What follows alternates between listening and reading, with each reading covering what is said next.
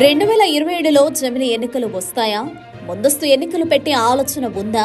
అందుకే జమిలీ బిల్లును ప్రవేశపెట్టాలని భావిస్తున్నారా అంటే అవుననే సమాధానం వినిపిస్తోంది.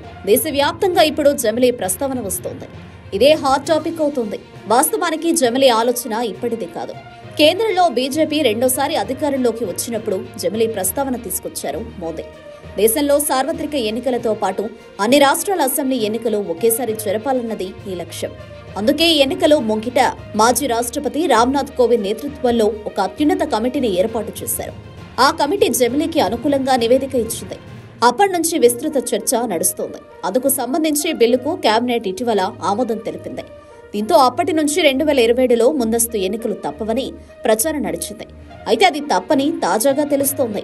ఈ అశేష భారతదేశంలో ఏకకాలంలో సార్వత్రిక ఎన్నికలతో పాటు అసెంబ్లీకి ఒకే రోజు పోలింగ్ నిర్వహించడం అంటే కత్తి మీద సామే. అలాగని దీనిపై ఏకాభిప్రాయం కూడా కుదరడం చాలా కష్టం. అన్ని పార్టీల అభిప్రాయాలను గౌరవించాల్సిన అవసరం ఉంది. పార్లమెంట్లో ఇలా బిల్లు పెట్టేసి అలా అమలు చేసేసి వెంటనే ఎన్నికలు పెట్టేస్తారని చాలా మంది భావిస్తారు. అటు అధికారంలో లేని పార్టీలు దీనిపై చాలా ఆశలు పెట్టుకుంటాయి. కానీ బిల్లులో ఉన్న అంశాలు ఒక్కొక్కటి బయటకు వస్తున్నాయి. బిల్లు ఇంకా పార్లమెంట్లో పెట్టలేదు, కానీ అందులో అంశాలను మీడియా వెల్లడిస్తోంది. అయితే తాజాగా బిల్లులో ఒక కీలక అంశం వెలుగులోకి వచ్చింది. దాని ప్రకారం జమిలీ ఎన్నికలు 2034లో నిర్వహిస్తారని స్పష్టమైంది.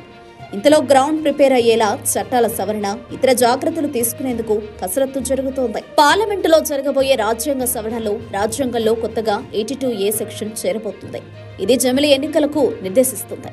అలాగే 83 సెక్షన్ ప్రభుత్వాల కాల పరిమితికి సంబంధించి మారుస్తారు. ఆర్టికల్ 172, ఆర్టికల్ 327లో కూడా మార్పులు చేస్తారు.